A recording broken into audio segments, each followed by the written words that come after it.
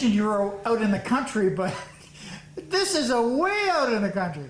Yes, we are. We're out in the middle of kind of nowhere. We enjoy it out here. We have a little private airstrip facility here. We have a 7,500 square foot hangar workshop here on the facility, the little runway. We can hangar about 12, 14 airplanes here at any given time. And then we're expanding down in the back. We have an 18,000 square foot shop that we're adding on. 18,000 square feet. Yes, sir. We end up purchasing a 100 by 180, all free span. So we'll be able to get quite a few airplanes in there and have a nice showroom for customers to come visit. Now, how did you get involved in doing what you're doing now? It started like everybody, as just a young child, interested in aviation. I built model airplanes, U-control, radio control, that type of thing. And then about 2 weeks before I turned 16, I decided I just wanted to learn to fly. There was no one in my family flying whatsoever. So I had some radio control airplanes, so I simply just sold my stuff. Started taking flying lessons, and after my very first flight, actually I should back up just a little bit. When I was 15, I was down at the airport and I saw a guy in a T6, and I stopped and started visiting with him. He was wiping it down. I asked if I could help. He gave me a couple odds and ends, little chores here to do, and when he was getting ready to take off, he walked over and said, "Would you like to go flying?" I said, "Absolutely, I'd love to." So my very first airplane ride was in a T6 as a kid, 15. And a year later, I started getting my license, and then, of course, it had to be 17. I got my license when I turned 17. So, but getting a license and learning how to fly is totally different than what I've known you to be doing all these years, is building World War I replicas. Why build the replicas? Why use the type of construction materials and stuff you're using? Well, it kind of grew from one thing to another. Obviously, I got my pilot's license, and I was shopped around. I had bought a couple tailwheel airplanes, Cubs and Champs and things over the years, and I wanted an antique airplane like every kid likes biplanes, and if a biplane's good, a triplane must be better. So in 1989, I decided I would really like to build a triplane, so I started shopping around. I couldn't find anything. Found a few pieces of information, plans and stuff, but nobody doing any modern materials, time constraints, original wood construction, very, very time consuming. So my background in mechanical engineering, I'd worked my way through college as a machinist. I thought, I've got some skill set here. I think I could develop my own World War I replica. So I built a full-scale triplane in 1989, simply for the pleasure of having or owning my own triplane. So completed that airplane within a year. Actually, I started, I guess, in 88. I finished in 89. Took it up to Oshkosh, because that's what you do every year, right? You go to Oshkosh, the air show, and look at airplanes. And over the course of that week or so, I had just a lot of people ask where I had the kit, and I said, well, I built it from scratch. And then the next question was, well, when are you going to offer a kit? And I said, well, I never really thought of this. So that's kind of how the business came about. I went home, I thought about it a little bit, and I said, maybe we should go ahead and offer a kit for this aircraft. So we then came back in 1990 and introduced the aircraft in kit form, and that was kind of the birth of the business. And basically every year I come along and say, I want a different World War I airplane, and I build something that I'm passionate about or I love, and if it becomes a kit, fine. If it doesn't, but fortunately every aircraft we've built to date, people ask about, and we've since produced kits for them. Now, the first airplane you built, though, did you have to actually build a set of plans for it? And I mean, I'm trying to find out how you developed a technique for this type of building. Well, yes, I drew the plans up. Again, I told you my background was a machinist, so I was a metal worker. I understand aluminum, and we used a lot of aluminum tube in the company I worked for, and that was just something I was very comfortable with. And we've welded 4130 airplanes over the years. Everybody knows you take two pieces of tubing, you weld it together. Well, I said, why don't we just simply take two pieces of aluminum and put a rivet gusset in the intersection? That way you don't have to have special welding skills and things like that. And this is not totally unique to us. This aluminum tube and rivet construction's been around in different forms over the years. There was some of it dates clear back into the Hawker Sea Furies. There were some riveted aluminum structures that then had skins around them, so it's not totally new. But we've kind of developed and refined it, and we have a pretty nice process for building light, simple airplanes. Now, the first airplane that you built, you didn't have the equipment that you just walked me around with. We've got CNC machines. We've got all kinds. What was involved in that first one as far as what type of equipment did you require? Well, these airplanes can all be built with your most basic hand tools. We did initially. Everything was cut with a hacksaw. Every cope was done with a file, and we built first several airplanes like that. But having worked as a machinist, I had friends who owned machine shops and stuff, and I was able to contract and use their shop time in the evenings and weekends. and make some of the specialty parts like the engine attached fittings, axles, spindles, that type of thing. So I would go over to their machine shop, I would make those items. And of course, then when we started producing kits, we would just include that kind of thing in the kit. And our kit, we basically like to say, you should be able to take delivery of this kit to the tailgate of a truck in the wilderness and you should be able to build it. Anything that requires more than a basic hand tool, we've already done. If it gets welded, we've done it. If it gets machined, we've done it. If it's a casting, we've already cast it and machined it. If it's a spinning or an English wheel part, we've already done it. So we try to set the kits up to the fact that you can do it with your absolute most basic hand tools. Now, grant you, a belt sander is a little nicer than a file. A little bandsaw beats a hacksaw. End mill and a drill press can do a lot of coping versus files. So there's, tools help a lot, but you can build the airplane with just the very basic tools. But Robert, there must be a lot of parts that are unique to these airplanes. I mean, it'd be very difficult for somebody, for example, for myself, to have a wheel that would work on, one of these World War I replicas. That's correct. Over the years, building as many airplanes we have, you run into the pitfalls and the shortages on certain things, and then every time we run into one of those, we simply address it from a manufacturing perspective. A wheel is a good example. Most of these antique airplanes use the larger diameter wheels, and over the years what people have tried to do is take motorcycle tires and modify them. It doesn't work very well because motorcycle tires were designed to have an axle on both sides, and they're typically only about 3/4 inch in diameter. So what people are then are forced to do is come in and machine out the center of the hub, and that weakens the casting because they were never meant to be machined out. So we addressed the problem years ago. We simply manufacture our own hub. We produce a 4130 hub that has the wider, takes the side loads design, and we lace it into a standard wheel and spoke. So this is an example. All this stuff comes pre-done with our kit. You don't have to go source it. If you were a scratch build or home builder, you'd have to do that. In the early days, we had to do that, but now those type of things come done. We have a lot of other really neat things. Hinges have been something that a lot of people have dealt with over the years. There's different versions. There's eye bolts. We've had a custom extrusion made, and then we machine a male-female half. I actually happen to have two females here, but then they will engage each other, and we have a very nice hinge setup. All that extrusion, we've gone out and had the extrusion made. We do all the machining for the kit. So again, those types of items are just done. We do have a lot of unique gussets throughout our airplanes. For instance, a fuselage gusset would have 40 or 50 unique gusset shapes. This particular one, fuselage gusset number 1, there would be 6 of them required in the kit. Comes pre-machined. We have literally just hundreds of unique gusset shapes, pre-made. Every gusset comes with a part number and a tag already on it. This would be FG11, the 11th gusset you need when you're building the fuselage, and there'd be 10 of them required. We do a lot of machine parts like compression strut plugs. An AN5 bolt goes through this. It goes through a heavy-duty lift tank, through a anti-drag tank, and then into the spar. That's common across all of our airplanes. We do have a lot of commonality. I do have 20 unique airplanes, but in compression strut plugs, they're going to be the same on all of them. On engine mount plugs, they're going to be the same on all of them. Axles are the same. The wheels are the same, which is what they did in World War I. They didn't just redesign these airplanes. In fact, some of the French and German were using captured engines on each other's aircraft, so there was a lot of cross back then, and it's helped us a lot in the manufacturing.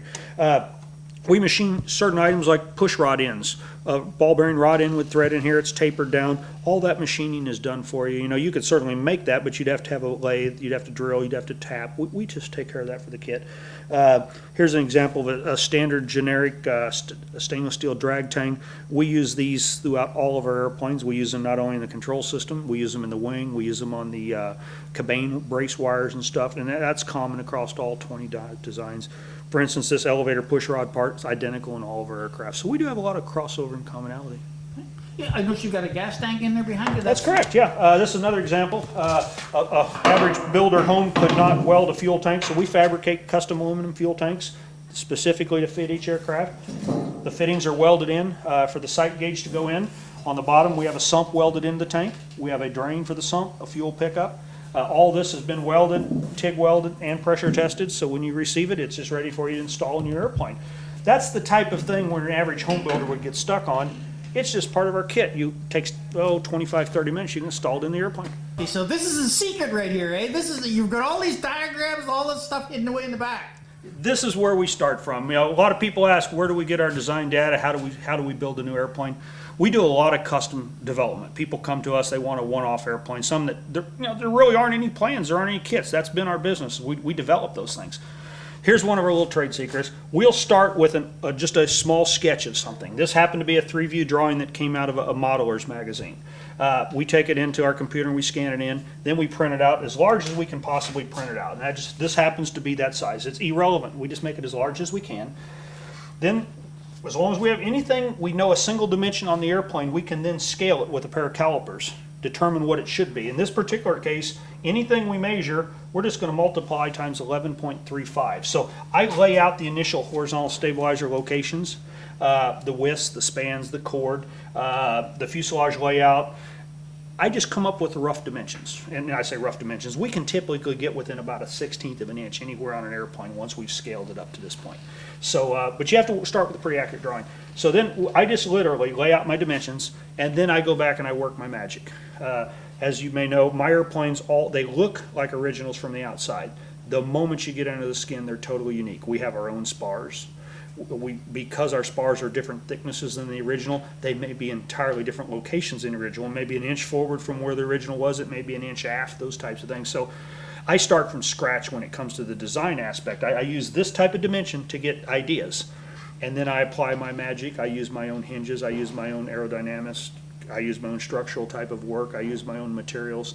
I create a brand new airplane inside the shape of an old airplane using some very basic materials. Then when I'm done, I go back and I reverse engineer it. After I've built the airplane, having built 61 airplanes from scratch, I've gotten pretty good at it. I go back and I make a set of drawings to represent what I actually built. After the flight test is complete, then we offer a kit for it.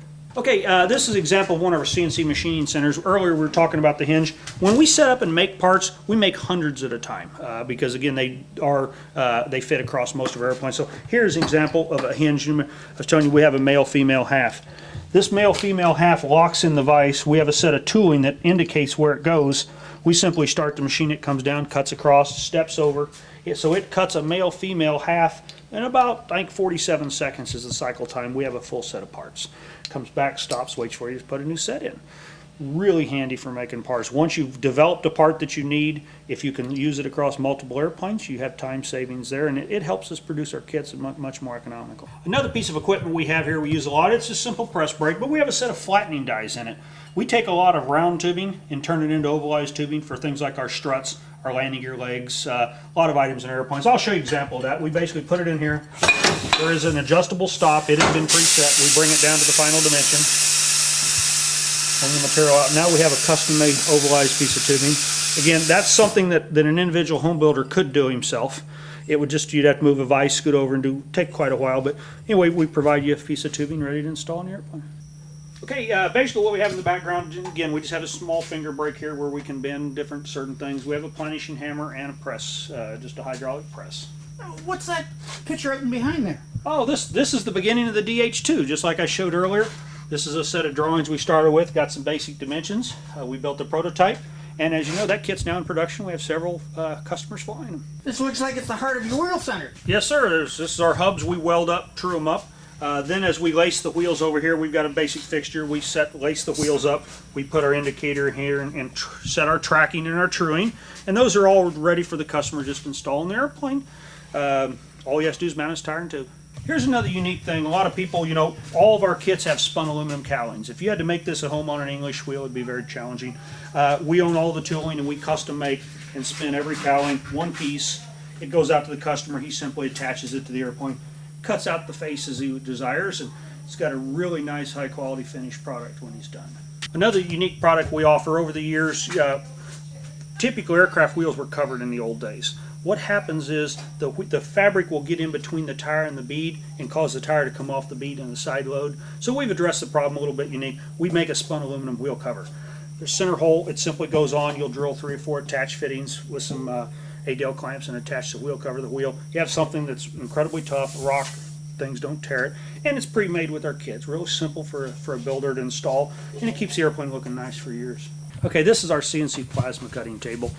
Most of our airplanes, or all of our airplanes, are riveted together structures.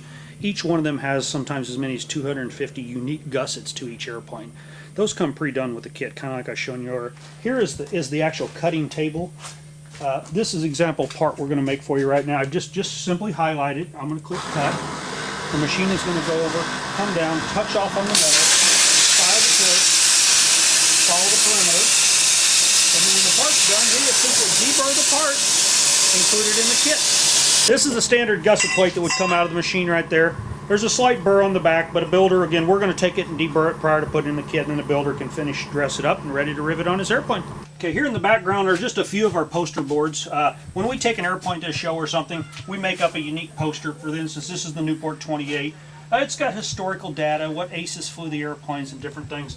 And a lot of times we'll go into the exact aircraft, who flew the exact aircraft, or the paint scheme and stuff. So it's good informative information for customers to walk by and see. But again, we have them on all of our unique designs. Robert, it looks like this is everything that you and I have ever done an interview on. Yes, sir. This is the hangar back home, you might say. We do have a lot of the airplanes apart in here. We just simply don't have the room. Like I said earlier, we're adding on a new facility.